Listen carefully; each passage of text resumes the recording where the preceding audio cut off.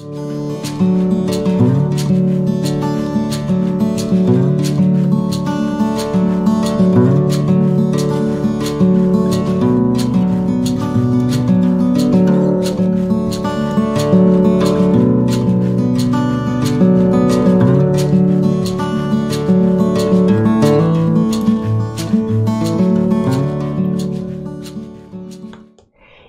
bien le bonjour amis joueuses, amis joueurs, aujourd'hui on parle d'Endeavor Eaux Profondes, un jeu localisé en français par Super Meeple, un jeu de Carl De Visser et Jarrad Gray.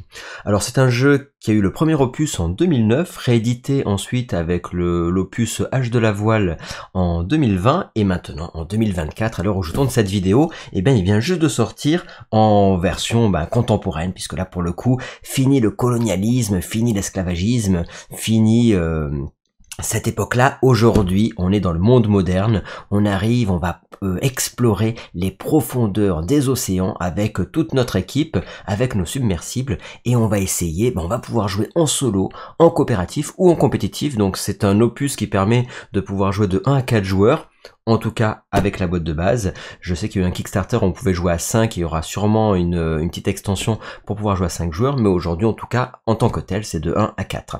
Alors aujourd'hui, qu'est-ce qu'on fait? Eh ben je vous présente le jeu dans sa globalité, voir un petit peu comment fonctionne le gameplay pour ce jeu expert.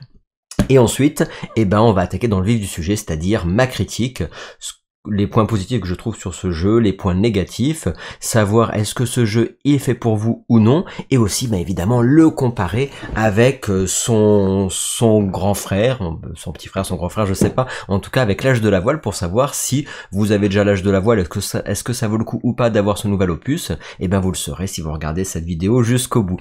D'ailleurs je vous invite évidemment à mettre un petit j'aime, un petit commentaire aussi également. Si vous voulez voir une vidéo règle du jeu, je vous invite à le dire en commentaire également. Et on va voir de suite ce que j'en ai pensé, et puis surtout vous présenter un peu le jeu dans sa globalité. Je remercie encore une fois Super Meeple de m'avoir envoyé et offert cette copie presse, et à l'heure où je vous parle, je crois que la boutique partenaire devrait avoir sur leur site en ligne, avoir cet opus là, et l'autre opus aussi, donc vous pouvez tout à fait commander sur la boutique partenaire. Moi ça me permet d'avoir une petite commission, et de soutenir aussi les boutiques locales. Alors est-ce que je vais mettre la petite pub? Voilà, qui va bien, de la boutique partenaire, donc la boutique en quête de jeu. Alors, c'est parti, Endeavor, qu'est-ce que c'est Eaux Profondes? Eh bien, vous allez avoir... Donc c'est un jeu expert, mais avec des règles rapides, donc ça va s'expliquer en un quart d'heure, moi j'explique le jeu en un quart d'heure, et ça va se jouer assez rapidement aussi, puisqu'en solo on va être sur une partie, on va dire de grosse demi-heure, et en multijoueur, on va dire une demi-heure par joueur. Vous avez vu, j'ai fait une partie à 4 joueurs qui avait duré 1h40, donc voilà, ça reste tout à fait abordable, on va dire, pour du jeu expert. Et pareil, les règles, qui sont d'ailleurs somme toute très bien écrites, ça tient en quelques pages, donc pour ça, chapeau. Il reprend vraiment cette version-là, reprend vraiment la mécanique des anciens, mais le thème est différent, et puis vous verrez tout au long de cette vidéo toutes les petits ajouts, ou les gros ajouts d'ailleurs, qui sont apportés. Alors pour ceux qui connaissent pas, on va regarder un peu le plateau, et puis je vais vous montrer rapidement comment ça fonctionne dans les grandes lignes, avant d'avoir une vidéo règle évidemment.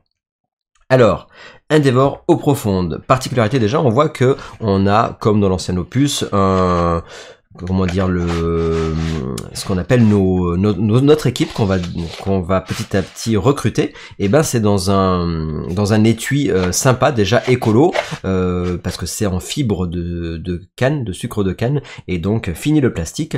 Et en fait, quand vous allez jouer dans le jeu, qu'est-ce qui va se passer? Vous allez avoir en début de partie un chef d'équipe.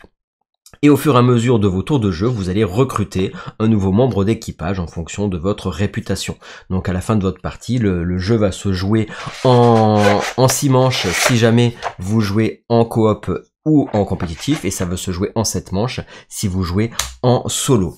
Quel est le but du jeu? En gros, vous allez avoir en début de partie une fiche scénario. Alors des scénarios, c'est super bien, parce que vous en avez tout plein, donc ça donne aussi pas mal de rejouabilité. Vous en avez 10. Au début, on a 4 premières missions, donc on va choisir une mission en début de partie. Les premières missions, c'est vraiment pour prendre les règles de base du jeu, et au fur et à mesure de vos parties, vous allez pouvoir faire la mission 2, la mission 3, mission 4. À partir de la mission 5, on a une petite histoire. Alors attention, c'est pas un jeu narratif, mais vous avez une petite histoire qui se déroule de la mission 5 à la mission 10, qui va vous rajouter des règles additionnelles. Donc dès que vous arrivez à la mission 5, vous allez avoir des petites règles en plus qui vont rajouter un peu plus de complexité et qui rajoute surtout beaucoup de rejouabilité, puisqu'à chaque mission, vous n'aurez pas les mêmes objectifs. Alors, le but du jeu, c'est quoi? Si vous jouez en compétitif, c'est d'avoir le plus de points de victoire en fin de partie, et vous aurez un système de majorité. Donc vous allez gagner des points, on verra tout à l'heure, mais sur votre petit plateau joueur qui est d'ailleurs en double couche, c'est très bien, et vous allez gagner des points sur vos 4 pistes de votre plateau joueur, et également sur ce qu'on appelle le plateau impact, où vous allez poser des cubes sur celui-ci et gagner des points de victoire en fonction de si vous avez la majorité, si vous êtes arrivé à tel ou tel endroit, etc. On y reviendra. Mais ça donne pas mal de champs possibles, puisque déjà vous allez pouvoir rejouer plusieurs fois la même mission, puisque comme il y aura dans ce jeu un peu plus de hasard que dans le jeu précédent, puisqu'on va avoir un tirage de tuiles océan qui sera jamais les mêmes, donc déjà vos parties ne se ressembleront pas même si vous jouez la même mission, et après évidemment quand vous avez envie vous pouvez très bien changer de mission en fonction des joueurs avec qui vous allez jouer. Ce genre de jeu malgré tout où c'est bien de jouer avec des gens qui ont à peu près le même expertise du jeu que vous, si vous voulez quelque chose d'assez équilibré, en tout cas si vous jouez en compétitif. Évidemment coop et solo la question ne se pose pas. Donc, qu'est-ce qu'on va faire dans ce jeu? Eh ben, on va, en début de partie, en fait, on va nous dire, la mission va nous dire, voilà, tu places telle et telle tuile océan. Il faut savoir qu'il y a plusieurs niveaux d'océan. Il y a niveau 1, niveau 2, niveau 3. On va s'enfoncer au fin fond, au fin fond des océans. Et ça va être indiqué avec un petit symbole comme celui-ci. Donc, en début de partie, vous allez avoir une mise en place en fonction de votre scénario. Donc là, j'ai pas pris celui du scénario, on s'en fiche, mais voilà, vous comprenez.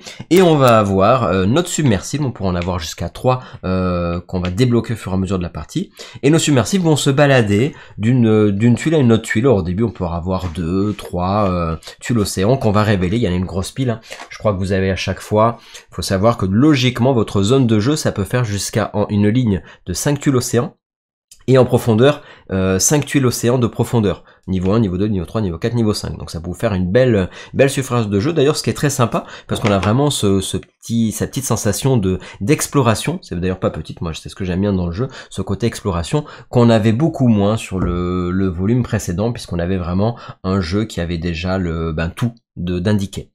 L'avantage sur cet opus là, c'est que la mise en place est très rapide, puisque vous allez avoir que quelques petites tuiles à mettre en début de partie, et après vous allez révéler au fur et à mesure de la partie des nouvelles tuiles. Donc on aura du hasard, un petit peu plus de hasard, à chaque fois on va révéler 2 tuiles, on va en choisir une, que dans l'autre où on voyait tout dès le début de la partie. Mais ça donne aussi, moi j'aime pas trop le hasard, mais pour le coup c'est juste bien dosé.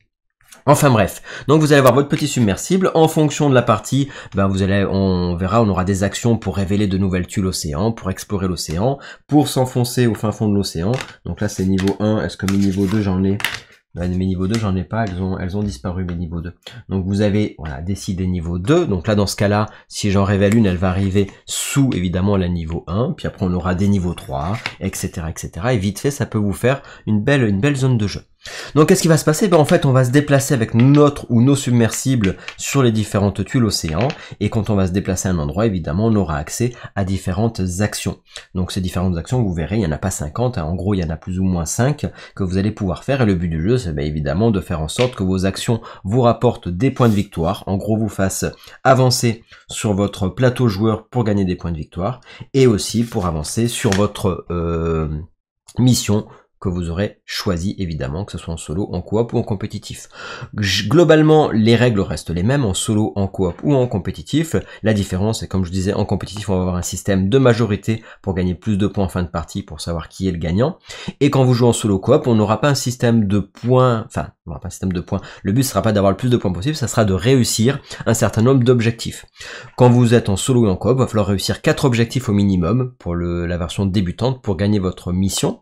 Si jamais, et après vous avez des niveaux, 4 objectifs, voire 5 si vous voulez être un peu meilleur, 6 voire 7 si vous êtes en niveau légendaire, si vous essayez de réussir avec le plus d'objectifs possible. Ça vous donne une courbe d'apprentissage. Moi, sur une semaine de réception, j'ai reçu le jeu une semaine avant sa sortie. J'ai fait 2 parties par jour, j'ai fait 14 parties environ sur le jeu, surtout en solo, mais j'ai joué en multi aussi pour voir un peu les différences. Et c'est un jeu qui est particulièrement corsé, qui est pas simple, quand on joue en solo. Coop, j'ai pas fait, mais le solo et coop, c'est la même chose, c'est juste qu'à plusieurs, on aura plus d'objectifs à résoudre, mais ça reste la même chose. Mais en solo, c'est vraiment coton, c'est vraiment corsé. Une fois qu'on a compris un peu la façon de jouer, on va dire, du développement de notre fiche de perso, bah évidemment c'est plus simple, on arrive à aller sur des choses plus difficiles, mais il faut savoir que la première partie, moi la première mission, j'ai dû le refaire 3 fois pour la gagner, et après à la 4e fois j'ai même pu réussir à faire du légendaire, on y reviendra un peu plus tout à l'heure. Donc voilà, donc en gros vous allez vous déplacer sur les océans, vous allez pouvoir faire différentes actions, vous allez évoluer sur votre fiche et essayer de gagner le plus de points de victoire possible et d'être prioritaire sur certains objectifs en fonction de vos missions en compétitif, et quand c'est en solo et coop, vous allez avoir des objectifs précis à réaliser avec un certain nombre de choses et de contraintes à réaliser. On est vraiment en solo et coop sur du puzzle game, on est vraiment sur un jeu millimétré, très équilibré, mais très puzzle game en solo et coop. Attention, si vous n'êtes pas trop puzzle game, vous n'êtes pas sur un jeu avec beaucoup de liberté, donc ça peut plaire ou déplaire aussi, et surtout il faut faire attention à son démarrage dans le jeu.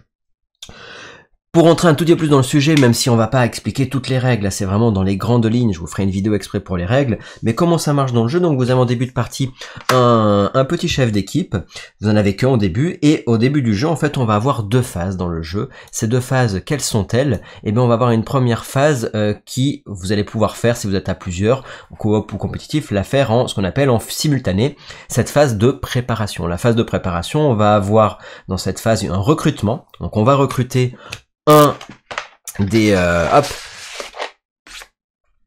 un membre d'équipage en fonction de notre niveau de réputation sur notre fiche qu'on va avoir, donc plateau double couche. Ici on a la ligne de réputation, ici on a la ligne d'inspiration, de coordination, d'ingéniosité et notre piste de recherche. On a plein de pistes différentes avec des cubes d'action.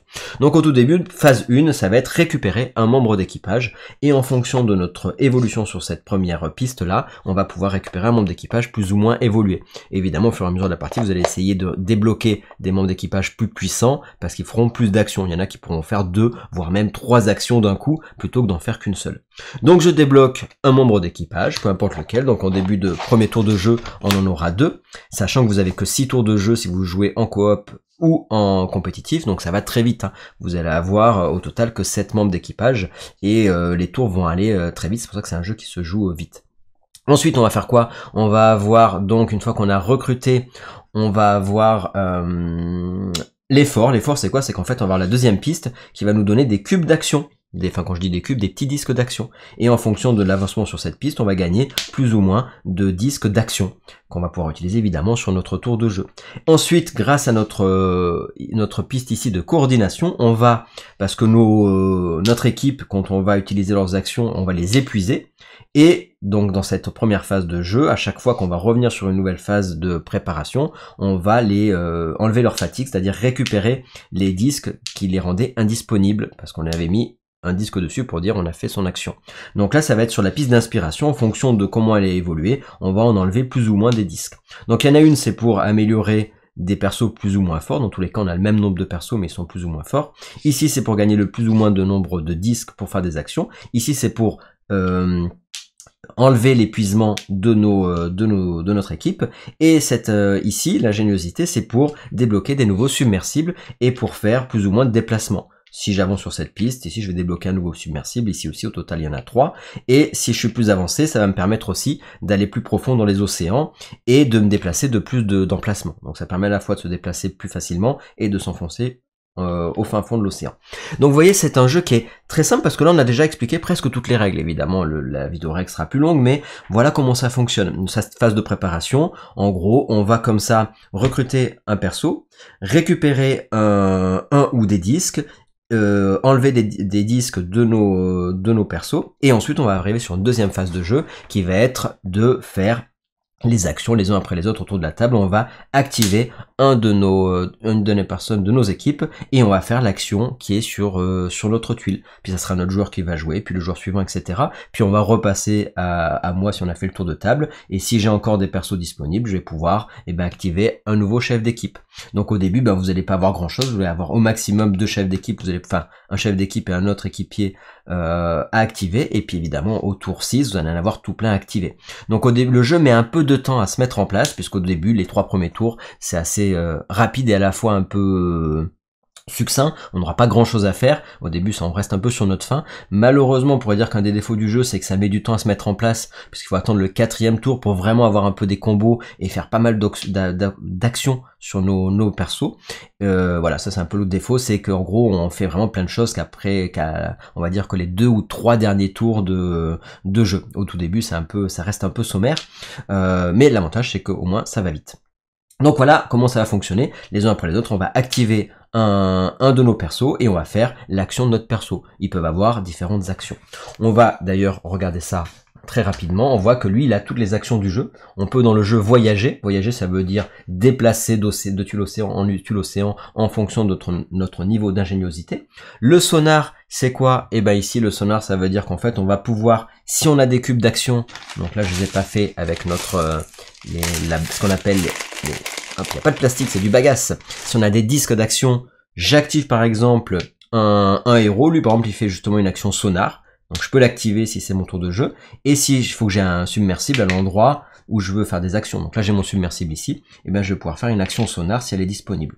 Quand vous jouez en compétitif, l'avantage c'est qu'on n'aura pas dans ce jeu-là d'interaction directe, comme dans l'ancien opus où on pouvait vraiment se tirer des balles, c'est le cas de le dire, des canons dans les voilages. Là ici on va pas pouvoir prendre l'emplacement d'un autre joueur, par contre ça sera au plus rapide à prendre l'emplacement, les autres pourront plus y aller. Donc on a quand même de la compétition dans le sens où ça va être un système de majorité, et puis au premier qui va sur telle tuile, qui va récupérer tel emplacement, et après on pourra plus lui prendre. Donc les endroits sonars, en gros, du coup si on fait une action sonar, il faut que j'ai des disques dispo, parce qu'il faut que j'ai un disque pour activer mon perso, et un disque en plus pour valider l'action sur la tuile. Donc des disques, il va falloir en avoir quand même.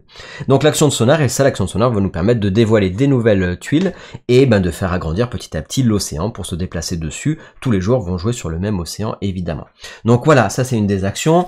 Ensuite dans les autres actions du jeu, on a la plongée, et oui parce que dans ce jeu vous allez pouvoir également plonger, donc on a des petits disques de plongée qui vont se mettre quand on va révéler les tuiles. Là par exemple, est-ce que j'en ai pas, sur ce que je vous ai montré là au hasard, il n'y en a pas, mais ici il y en a par exemple, sur celle-là, ça veut dire qu'en fait on aurait des disques au hasard. Là c'est le deuxième truc de hasard du jeu, c'est le tirage des tuiles océan, et ces petits disques de plongée, où quand on les prend, il faut que je sois évidemment sur la tuile. Si je fais une action de plongée, là je peux pas, mais si j'avais mon chef d'équipe, je peux faire une action de plongée si j'ai un disque.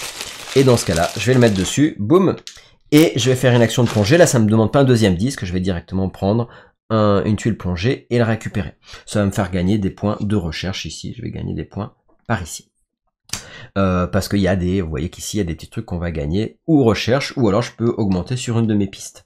Vous allez voir que c'est un système un peu de combo parce que on va devoir toujours faire des choix. Je me déplace sur une tuile, est-ce que je vais faire telle ou telle action va me donner peut-être des spécificités. Plus j'avance évidemment sur une piste, plus pendant la phase de préparation j'aurai des bonus grâce à cette piste là, et elle va me donner des points de victoire en fin de partie, en fonction de l'endroit où je suis, j'ai 2 points, 4 points, 7 points ou 10 points, donc je vais essayer d'avancer le plus sur les pistes pour gagner plus de points de victoire, et quand j'arrive ici je vais même pouvoir gagner des points, ce qu'on appelle d'impact, pour placer mes disques sur ce plateau là et gagner, du coup je vais me déplacer au début, me poser au niveau des flèches, puis après adjacent, et je vais gagner comme ça en fonction des missions, des points de victoire en plus, ou gagner des, pour avancer. Par exemple si je me mets ici, je vais mettre, si je mets mon disque là puis un autre ici, je vais avancer ici sur ma tuile de plateau joueur. Donc il va y avoir plein de comme ça de combos pour essayer de faire avancer évidemment nos 4 pistes d'action et d'avoir de plus en plus de choses qui se débloquent sur la partie pour avoir plein de disques, plein de persos, etc. etc.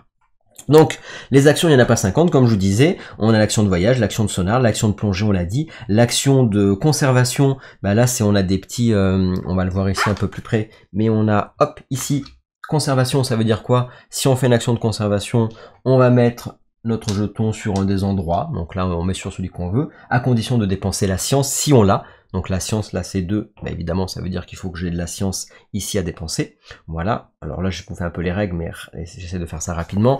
Je mets mon disque dessus si j'ai les prérequis, et je vais gagner, je vais avancer sur cette piste-là et sur celle-là. Donc là, je vais gagner à la fois en réputation et à la fois ici en coordination. Donc c'est comme ça qu'on va faire avancer nos pistes de notre personnage. Et après, on va voir ce qu'on appelle, si je me mets ici et que je me mets ici, je gagnerai en plus le lieu intermédiaire.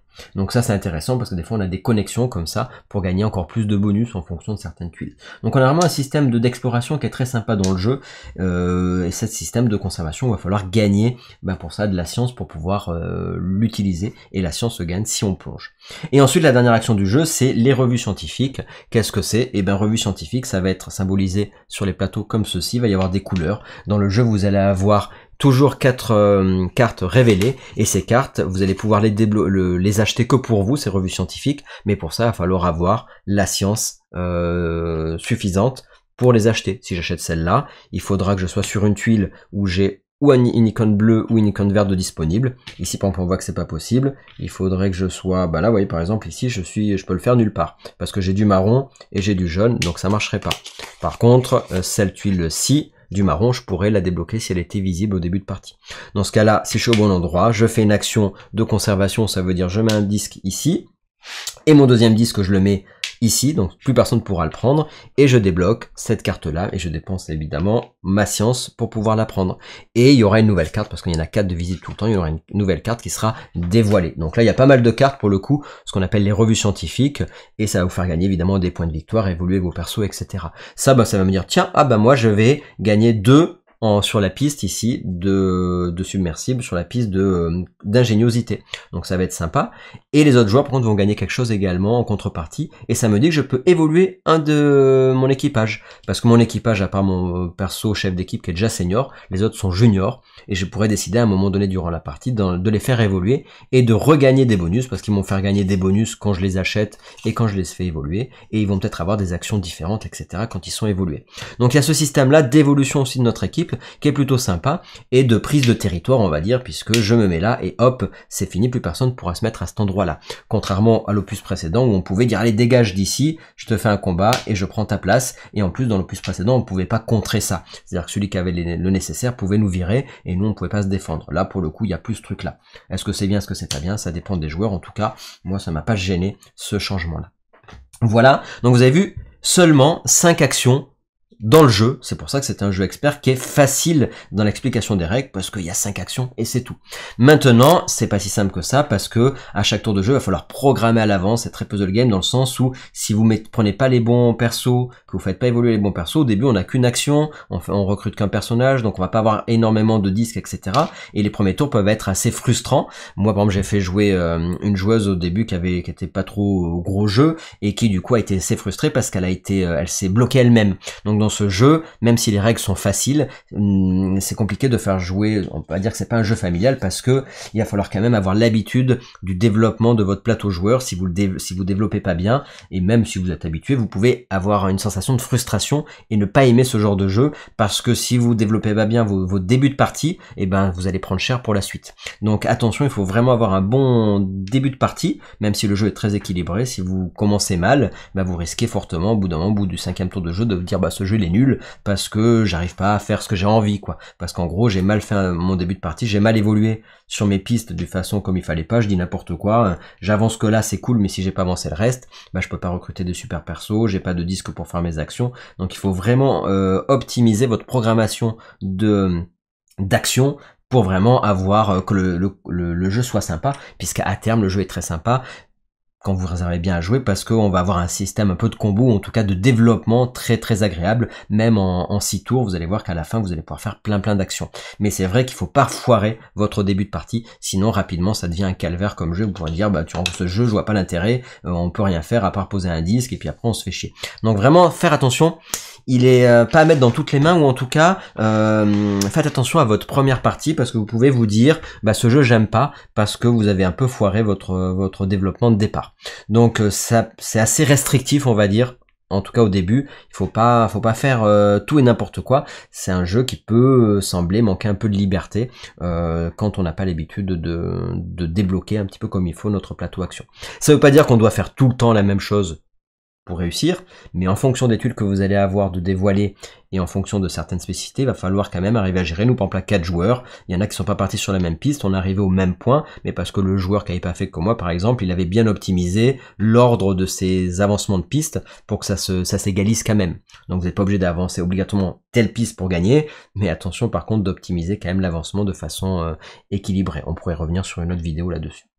Voilà, donc on va avancer là-dessus, on va se déplacer, vous avez un peu compris comment ça marche, récupérer des revues scientifiques, et donc comme ça, bah, faire des objectifs. Si on joue en solo ou en coop, on va avoir ce qu'on appelle des cartes objectifs, donc on en aura 3 bonus objectifs, en plus des bonus qu'on aura sur notre fiche. Quand vous jouez solo ou coop, vous allez avoir un objectif du plateau mission, qui va vous dire là, il faut avoir tant de points de victoire et donc évoluer sur cette plateau mission avec des points vous allez avoir des points de victoire là-dessus à récupérer, des points de victoire sur les cartes des revues scientifiques et sur votre fiche évidemment ici, et vous allez avoir des objectifs très différents à faire. Donc minimum 4 quand vous jouez solo ou coop d'objectifs à réussir, et c'est pas les mêmes en fonction des pistes. Par exemple, cela nous dit il faudra avoir des disques sonars, je vous expliquais tout à l'heure ce que c'était, et il faudra en avoir sur les colonnes que B et C.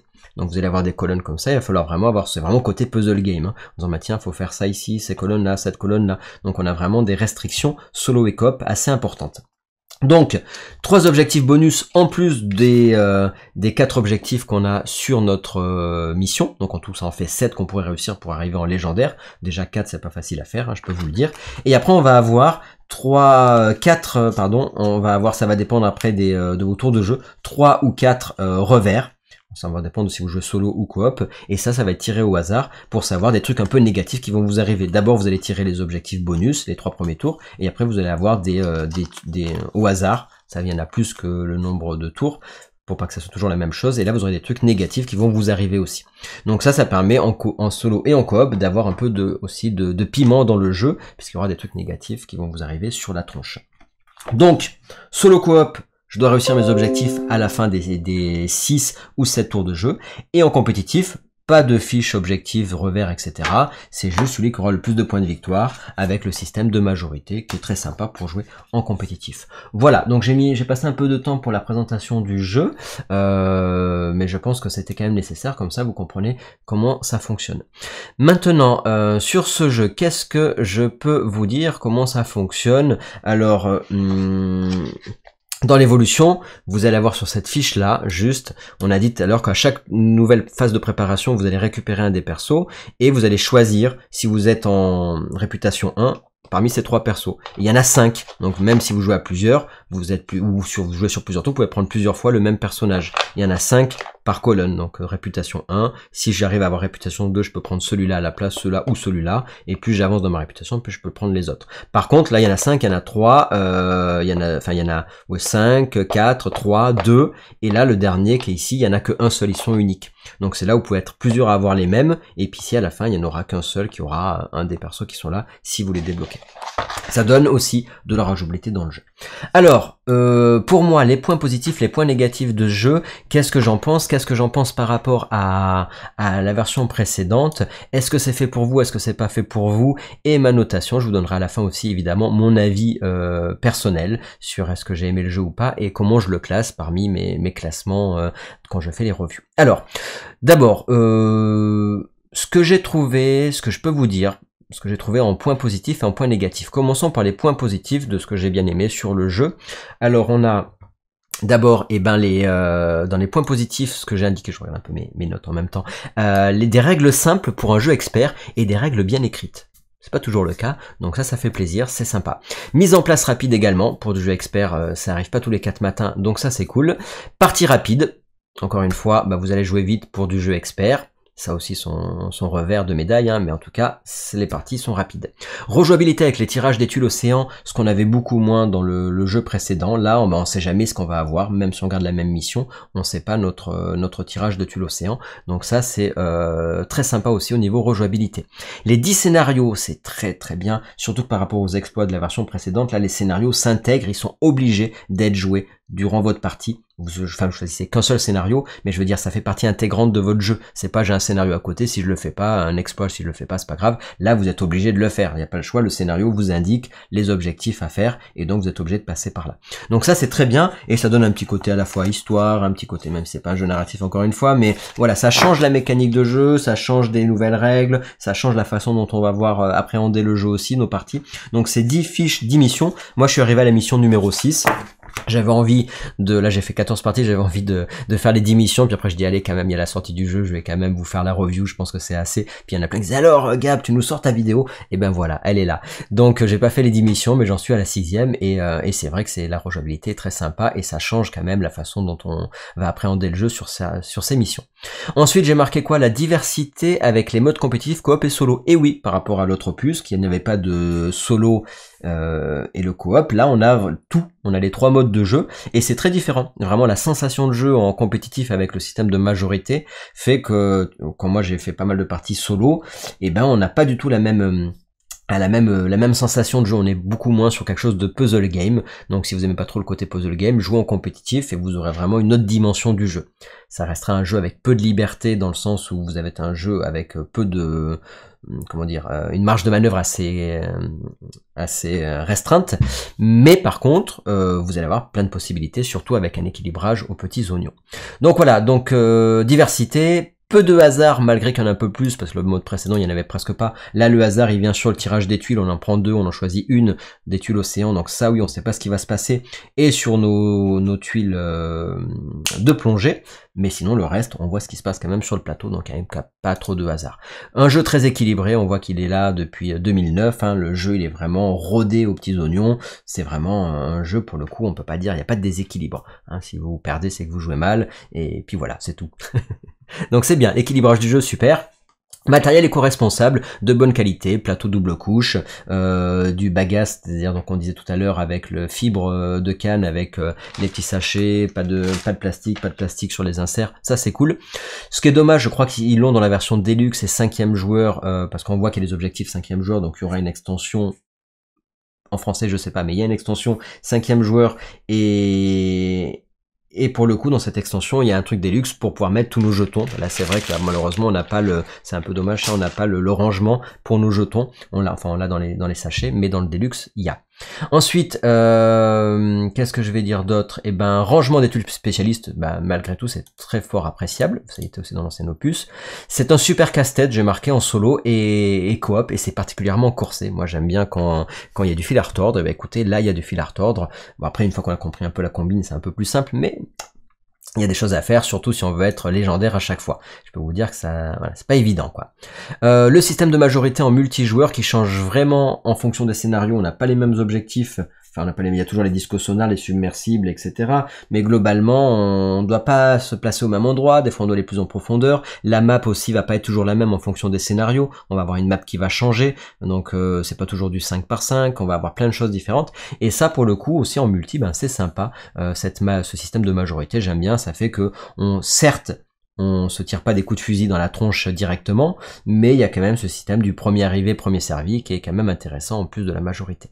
Et ensuite, dernier tour de jeu qui sont clairement jouissifs quand on combote bien les actions et qu'on a bien réussi notre début d'évolution sur notre piste de plateau joueur, et pour le coup la fin c'est sympa, même quand vous jouez en solo, waouh. D'ailleurs moi je m'étonne moi-même à me dire waouh, dis donc j'ai révélé tout ça, dis donc j'ai fait ça, puis après j'ai fait ça, puis j'ai fait ça, alors qu'au début sur les 3 premiers tours de jeu on dit non, je vais jamais faire grand chose sur ce jeu là. Et si vous arrivez bien à faire un développement aux petits oignons, je peux vous dire que vous avez des choses à faire malgré les 6 tours de jeu.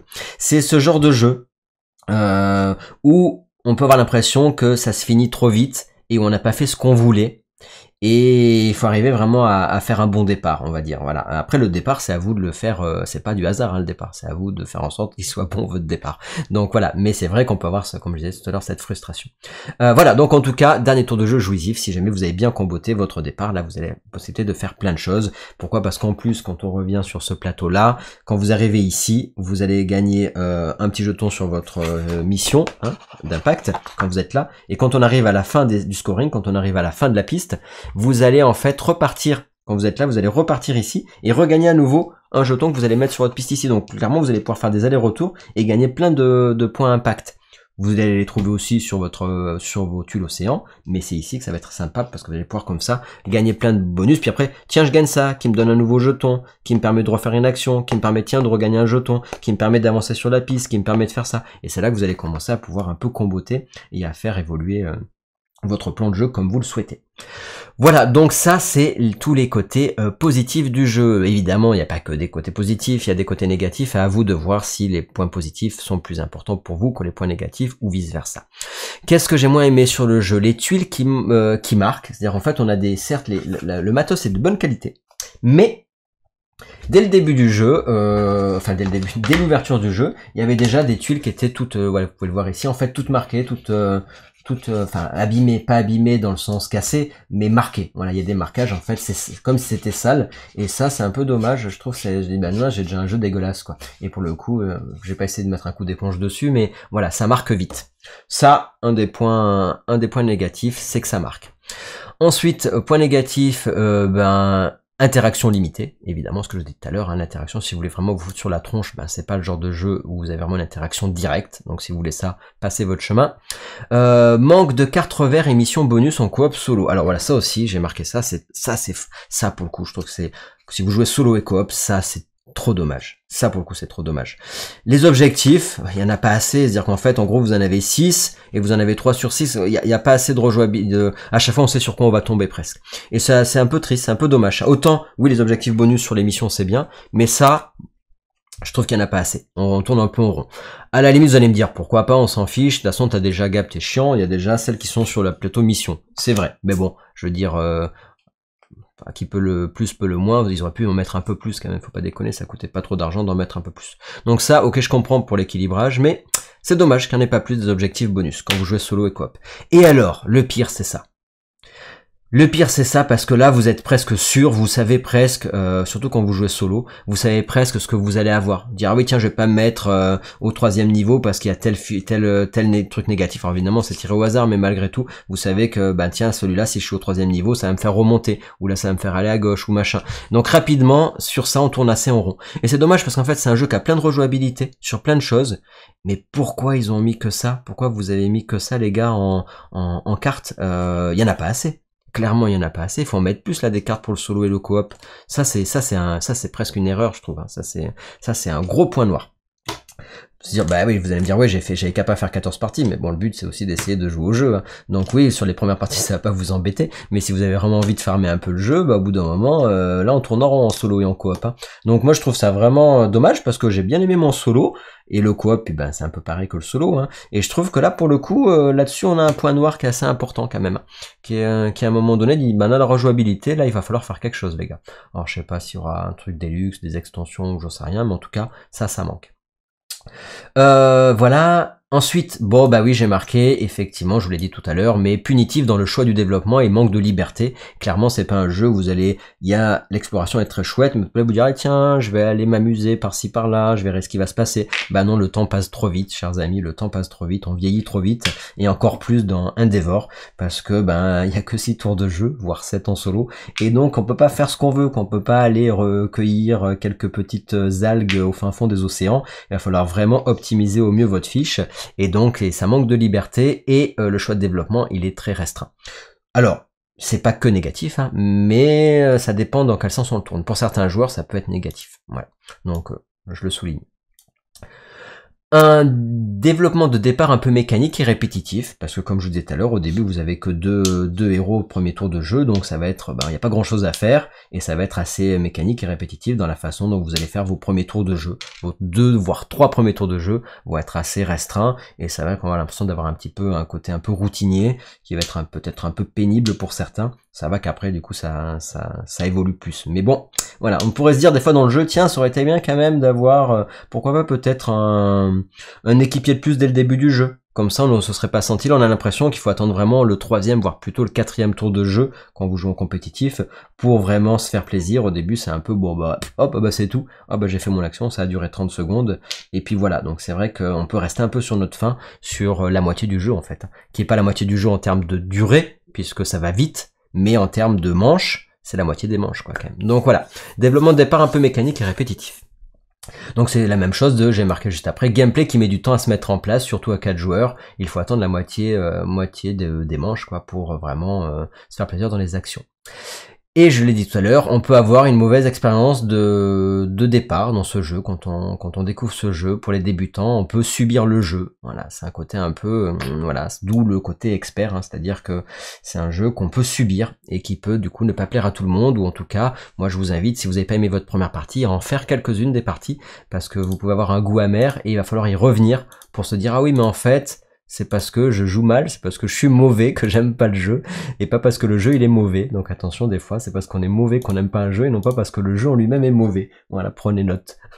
Voilà, donc là c'est un peu ça, donc point négatif, c'est pas vraiment à moitié point négatif, mais voilà, ça peut en tout cas en déplaire certains. Ensuite, point négatif, en solo, on risque d'abandonner la partie au milieu quand on voit que c'est foutu quoi. Ça c'est de ce côté, comme c'est très restrictif et puzzle game, on peut très vite se dire bon là c'est fini, j'y arriverai pas. Donc là pour me voyez sur les jeux comme ça un peu sous le puzzle game, je suis le premier à bien placé pour le dire, parce que sur mon jeu Stigmaria par exemple, on est sur du puzzle game et on a un tirage qui fait que des fois les joueurs pensent qu'ils vont perdre, et puis à la fin t'as toujours des revirements de situation qui font, par exemple sur Stigmaria, tu peux t'en sortir. Sur Endeavor, clairement quand tu joues solo ou coop, en milieu de partie, à partir du 4e tour de jeu, si t'es mal parti, tu vois tes objectifs, tu peux presque savoir si c'est cuit quoi. Et du coup tu peux avoir envie de te dire bon j'arrête là parce que il y aura pas de revirement de situation, hein. J'ai été boulé dès le début, en même temps c'est ma faute, hein, mais tant pis, je vais reboot la partie parce que c'est cuit. Voilà, donc il y a ce petit côté qui peut vous embêter aussi, de dire bon si c'est mal parti, c'est fini, je recommence quoi. Petite sensation, voilà, à y faire attention. Alors, conclusion, c'est points négatifs, c'est points positifs, c'est à vous de voir si vous y retrouvez, si vous y retrouvez pas. Pour quel public est ce jeu ? C'est à vous de voir avec ce que je vous ai dit juste avant. Maintenant, je pense que c'est un jeu qui plaira aux amateurs de puzzle game qui aiment la programmation, l'optimisation et l'anticipation, quand c'est pour le mode coop et le mode solo. Et pour le coup, on n'est plus du tout sur les mêmes aspects quand on va être sur le côté, donc parce qu'en solo et coop on est vraiment sur quelque chose de très casse-tête, corsé, et malgré les parties rapides, voilà. Et après par contre en compétitif ça n'a rien à voir, puisqu'on n'est plus sur côté puzzle game, on est vraiment sur de la course à la majorité, et on a un peu plus de sensation de liberté. On respire un peu plus, vous allez me dire c'est normal, tu pars au fin fond des océans, tu peux pas non plus respirer Gab, hein, c'est logique, hein. Donc voilà, donc t'as ce côté un peu en apnée, tu vois, quand tu joues au jeu en solo coop de voilà, donc il y a ce côté, voilà, c'est la balance quoi, c'est l'équilibre à voir si ça vous plaît ou pas. En multi on l'a pas, puisque c'est la course au point, donc t'as moins ce côté de dire oh là là, c'est fini, j'ai perdu la partie, je suis en milieu de jeu. Non, quand vous êtes en multi, ça dépendra des autres, ça dépendra de la majorité, ça dépendra de plein de choses. Il pourrait y avoir des revers de situation en multijoueur que vous aurez moins en solo et en coop. Donc en tout cas compétitif pour ceux qui aiment le côté course au point avec des majorités, mais on va quand même avoir des interactions indirectes qui vont faire que ça peut vous plaire. Et sensation d'exploration. Si vous aimez un peu l'exploration, même si elle est limitée par vos choix d'action, elle est quand même présente, et plus présente que dans l'autre opus. Je pense que c'est un jeu qui ne plaira pas, alors pareil, attention, c'est je pense. Je peux me tromper, puis je vous connais pas. Enfin, je vous connais pas tous, malheureusement. Un jeu qui ne conviendra pas à ceux qui cherchent un jeu souple et libre dans le gameplay, ce que je disais tout à l'heure. Hein. Pas un jeu qui laisse place à l'erreur et au retournement de situation. Donc voilà, si vous avez quelque chose, si vous voulez un peu du suspense et tout, c'est peut-être pas le jeu qu'il vous faut. Si vous cherchez un jeu avec des interactions directes entre les joueurs, un développement à long terme, pareil, c'est pas un jeu qu'il vous faudra, parce que c'est un jeu avec un développement assez court, comme certains jeux en ce moment, on y va de plus en plus pour essayer d'avoir des jeux où on n'a pas besoin d'y jouer pendant 4 heures. Voilà. Je continue avec les différences. Alors attention, différence avec l'autre opus qui est Âge de la voile sorti en 2020. J'ai fait qu'une partie à 2 joueurs. Sur l'autre opus, donc on est sur le colonialisme, il y a le côté esclavagisme, c'est la même mécanique avec le plateau d'action. Par contre, on n'a pas du tout la même sensation de jeu parce qu'on a un plateau, on a recto verso, et en fonction du nombre de joueurs, on peut être plus ou moins les uns sur les autres ou pas. Mais sur l'autre version du jeu, la mise en place est beaucoup plus longue. Par contre, on n'a pas du tout de hasard, enfin à part révéler quelques jetons, mais globalement on n'a pas de hasard. On a des interactions directes, pour le coup, contrairement à ce qu'on n'a pas ici. Par contre, on peut à 2 joueurs, il y a beaucoup de gens qui se voient à 2 joueurs, c'est pas ouf l'autre version, parce que on se marche un peu sur les pieds, et si on veut ouvrir la map sur l'âge de la voile, on va être obligé presque de se sacrifier un peu à 2 joueurs pour ouvrir d'autres endroits du continent. Et celui qui ouvre la map, c'est pas celui qui va spécialement avoir le plus de bonus, etc. Donc il y a un peu ce côté de c'est sympa à 4-5 joueurs parce que l'autre opus on peut jouer à 5 directement, contrairement à celui-ci on peut jouer qu'à 4 si on n'a pas d'extension Deluxe. Donc l'autre on peut jouer à 5. Une des particularités, mais par contre on peut pas jouer coop et solo. Sur cela on peut jouer coop et solo, ce qui est quand même un gros bonus, et voilà. En tout cas sur l'autre, donc il y a cette histoire de map qui peut en frustrer certains. À la fois on a une map qui est grande, pas de hasard et tout, mais à la fois quand on a 2 joueurs ça peut embêter certains. Sur cette version là, franchement, que vous jouiez à 2 joueurs ou pas, bah c'est vous allez révéler la map en fonction du nombre de joueurs, donc la map va s'agrandir plus vous êtes nombreux, donc c'est pas gênant. C'est vraiment même, c'est vraiment un gros boost, je trouve, sur le jeu. Ces systèmes d'exploration et de map, c'est vraiment ils ont fait un gros effort, ils ont, je pense, écouté les retours des joueurs, et c'est très bien. C'est vraiment très très bien. Voilà, donc une map différente, ça plaira à certains, ça plaira pas à d'autres. Déjà le thème, hein, si vous aimez pas le thème contemporain et le côté océan, si vous préférez le côté un peu plus colonialisme, ou en tout cas avec l'âge de la voile, le côté un peu plus de cette époque du XVIIIe siècle et tout ça, voilà, pour le coup, on n'est pas sur les mêmes univers, donc ça dépend évidemment quel univers vous préférez. Si vous voulez de l'interaction directe, prenez l'autre évidemment et pas celui-ci. Si vous voulez jouer à 5 joueurs, pour l'instant en tout cas, faut prendre l'autre si vous n'avez pas le côté Deluxe. Qu'est-ce que j'ai marqué d'autres sur cela, il y a plus de hasard. Là, on est, je pense que malgré le même plateau d'action, etc., je pense que l'autre est un peu plus libre, un peu plus souple. Comme il n'y a pas solo et coop, quand vous jouez en multijoueur, l'autre on a l'impression d'être un peu plus souple. Pourquoi? Parce que sur celui-là, l'air de rien, vous avez en fait plein de petites choses en plus. Chaque tuile océan va vous apporter des fois des mécaniques de jeu un peu différentes, ce que vous n'avez pas sur l'autre, ce que vous n'aviez pas sur l'autre.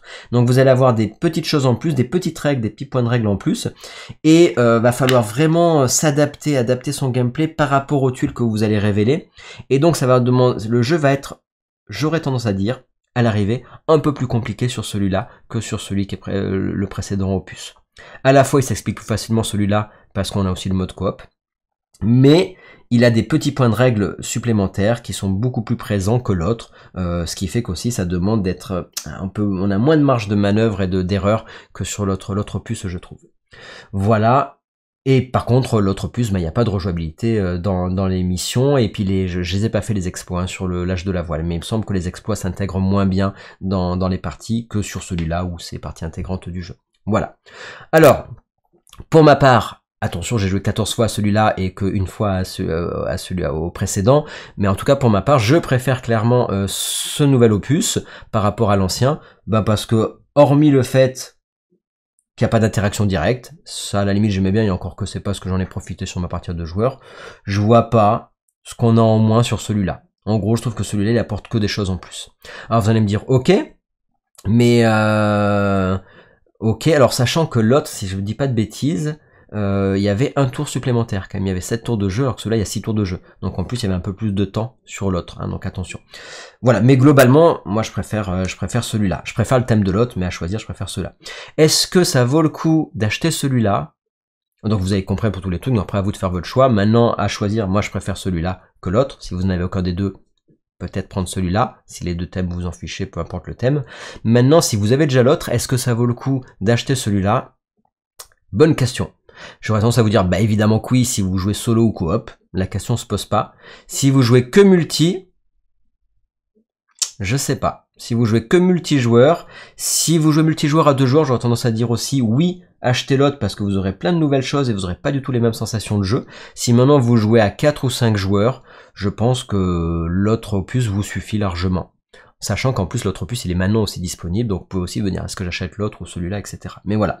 Donc est-ce qu'il faut vraiment acheter les 2 opus? Ça va dépendre de votre optique de joueur, et avec ce que j'ai dit précédemment, je pense que ça répondra à votre question. Donc oui, je pense qu'il y a un certain nombre, je pense qu'il y a au moins 50% des gens qui pourront avoir un intérêt à acheter celui-là même si vous possédez le précédent, et 50% des gens qui n'auront pas d'intérêt parce qu'ils jouent qu'en multi, qui jouent entre 3 et 5 joueurs, et dans ce cas-là ils n'ont pas d'intérêt à prendre celui-là si le thème leur plaît bien, si déjà le jeu leur plaît bien, pourquoi prendre celui-là, même s'il apporte des choses en plus, voilà, si vous jouez pas solo et coop. J'espère avoir répondu en tout cas à des interrogations que vous vous posez, et maintenant, il est venu le temps de ma notation, de mon avis. Alors évidemment, mon avis, je vous l'ai un peu donné tout au long de cette vidéo, mais on va finaliser tout ça, on va conclure et faire un petit check-up de tout ça. Si vous avez suivi ma vidéo précédente de review, j'ai fait une review sur... alors je ne parle pas des Kickstarter, quand je reçois les jeux, j'ai qu'une semaine pour les faire et c'est un peu différent. Là, quand je fais des reviews de jeux envoyés par les éditeurs, j'essaie de faire au moins une dizaine de parties, voire plus, sur les jeux. Et alors j'avais fait Bardwood, j'avais pas reçu par l'éditeur, mais j'avais fait une dizaine de parties dessus et je vous avais fait une review dessus. Et je vous ai expliqué sur la revue précédente qu'en fait, il y avait... 3 catégories de classement à la gare à jeu. La catégorie le gars rageux, c'est-à-dire quand je suis pas content, le monsieur garageux, quand je suis énervé. Dans ce cas-là, c'est la catégorie des jeux que j'ai vraiment pas aimé et il y a 3 niveaux dans cette catégorie-là. Ce jeu-là ne fait pas partie de ma catégorie garageux parce que clairement, c'est pas un jeu mauvais, que j'ai pas aimé, parce que mauvais ça veut rien dire, donc il est pas dans la catégorie le gars rageux. Ensuite il y a la catégorie chouchou, c'est les jeux que j'ai trouvé pas mal, que c'était sympa, j'ai passé un bon moment, mais c'est pas pour autant que j'aimerais les avoir dans la ludothèque, mais pareil il y a des classements dans cette catégorie là. Et bah écoutez, il n'est pas non plus dans la catégorie chouchou, donc ça veut dire que c'est plutôt positif, hein, puisqu'il est dans la dernière catégorie, la meilleure, qui est la catégorie garageux, donc garageux comme comme la chaîne, donc c'est vraiment les jeux que j'aime bien, les jeux que j'ai envie d'avoir dans ma ludothèque, et là bah il y a 3 niveaux, il y a le or, argent ou bronze. Alors, dans la catégorie des jeux que j'ai bien aimés et que j'ai envie d'avoir dans ma ludothèque ou de garder dans ma ludothèque, il en fait partie. Maintenant, est-ce qu'il est or, argent ou bronze? Attention, eh ben, vous allez le savoir sans plus attendre si jamais je trouve, hop, mon petit... si je trouve... Hop, est-ce qu'il y est quelque part? Tac, tac, tac, tac, il est là, voilà. Attention, et c'est un... Attention, or, argent ou bronze, c'est un... Et c'est un bronze, les amis. Voilà, vous avez vu le chouchou de bronze. Voilà, avec le... Enfin, le chouchou, le garageux de bronze, pardon. Alors, pourquoi de bronze? Alors, bah déjà, il est dans la catégorie des jeux que j'ai bien aimé, donc j'ai envie de garder ce jeu-là parce que j'y prends plaisir. Pourquoi, par contre, il est pas or et pourquoi il est pas argent? Ben pour plusieurs raisons. Donc qu'est-ce qu'il y a de spécial? Alors je vais vous dire ce que j'ai bien aimé, enfin je vous l'ai déjà dit ce que j'ai bien aimé, mais je vais vous redire ce que j'ai bien aimé et ce que j'aime moins, et en tant que joueur pourquoi je le classe en bronze. Alors je vous avais dit que j'avais beaucoup aimé l'enchaînement des scénarios avec des objectifs qui étaient corsés, donc ce qui en fait un jeu que j'aime bien et que je veux garder. Le côté puzzle game, moi j'aime beaucoup, avec peu de hasard, ça vient titiller mon ego et l'envie d'y rejouer, donc ça fait partie des choses vraiment très chouettes. C'est vraiment agréable aussi quand tes 2 derniers tours se passent à merveille, c'est pas toujours le cas, mais voilà. Un multi qui est très sympa, comme je vous avais dit, qui permet de jouer un jeu, sortir un jeu expert rapidement avec peu de règles, et c'est assez rare. Les interactions indirectes me suffisent sur ce jeu-là en tout cas. En général, j'aime pas quand c'est indirect, mais là, ça me suffit pour le placement en premier et les majorités. Et pourquoi c'est pas mieux classé? Parce que pour moi, il y a un gameplay qui tend à faire des fois un peu un développement un peu similaire.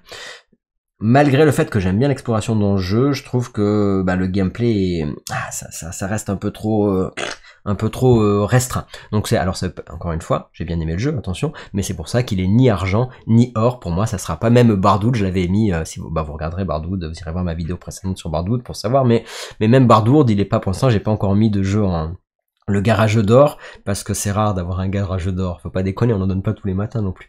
Voilà, donc du coup, qu'est-ce que je voulais vous dire? Voilà, un gameplay qui tend à un développement assez similaire, un jeu à mon goût quand même assez court, donc c'est difficile de profiter vraiment. On profite vraiment que sur les 2 derniers tours de jeu, et donc c'est un peu frustrant.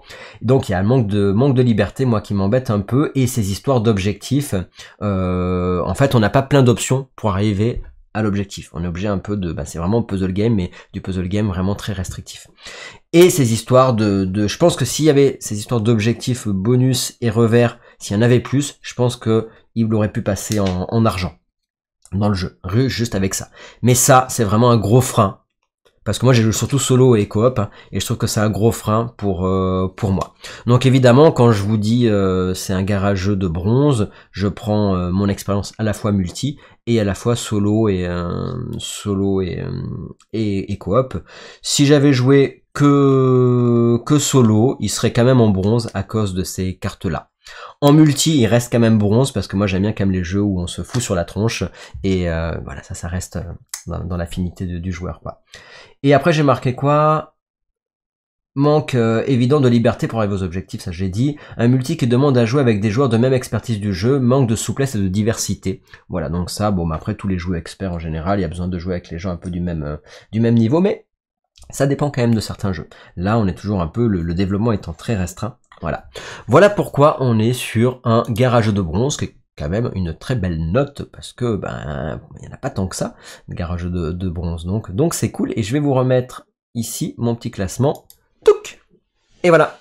Donc pour résumer, ici, on est sur Endeavor, point fort, jeu expert rapide, 2, la rejouabilité, super, 3, un gameplay équilibré et dynamique, 4, difficulté en solo et coop et système de majorité en compétitif très sympa, et 5, l'exploration des océans. Voilà les 5 points que je peux retenir, qui font que c'est un jeu qui fait partie quand même des jeux que je veux garder dans ma ludothèque et qui gagne quand même le garageux de bronze. Ce n'est pas rien les amis.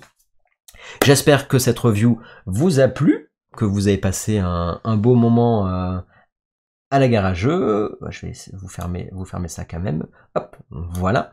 Que vous avez passé un bon moment. Si vous avez envie de vous donner votre retour sur le jeu ou de vos anciens épisodes, enfin de votre ancien opus, allez-y en commentaire, n'hésitez pas à partager tout autour de vous, à dire ce que vous en avez pensé, et puis si vous aimez ce genre de review, on en refera d'autres, à l'air de rien, ça a duré 1 heure, mais on a vraiment fait, je pense, globalement, on a dégrossi pas mal, il me semble. Donc on a, avec l'expertise que j'en ai, en tout cas, de la présentation du jeu, la différence entre les 2 opus, savoir les points forts, les points faibles, et puis est-ce qu'il est fait pour vous ou pas, et mon avis aussi. Avec tout ça, je pense que vous avez de quoi faire. Encore une fois, je remercie Super Meeple, je vous remercie surtout vous, les chouchous de la garageux, parce que c'est grâce à vous si on fait des vidéos, parce que vous suivez évidemment la chaîne. Et puis, je vous invite, si jamais le jeu vous intéresse, à soutenir évidemment la boutique partenaire Enquête de jeu, puisque moi j'ai ma petite commission dessus, et puis eux aussi c'est des petites boutiques locales et c'est toujours sympa. Ils ont un site internet, donc je vous mettrai en description, le lien, si jamais vous voulez commander le jeu, il suffit d'aller sur le lien, et avec le code garageux tout en majuscule, vous aurez une réduction de 5%, et moi j'aurai ma petite commission qui va bien. Donc je vous rappelle que c'est sur enquêtedejeu.fr, voilà, vous l'avez là de toute façon à l'écran. Allez, sur ce, je vous fais des bisous, on se retrouve très vite. Si vous voulez des règles, il suffit de me dire si vous voulez la vidéo vraiment règles profondes, mais je pense qu'on a déjà dégrossi, mais si vous voulez vraiment les règles précises, vous me le dites en commentaire, et si vous voulez une partie solo, vous me le dites aussi en commentaire, et on essaiera peut-être de faire ça. Allez, des bisous, et puis à bientôt. Profitez bien.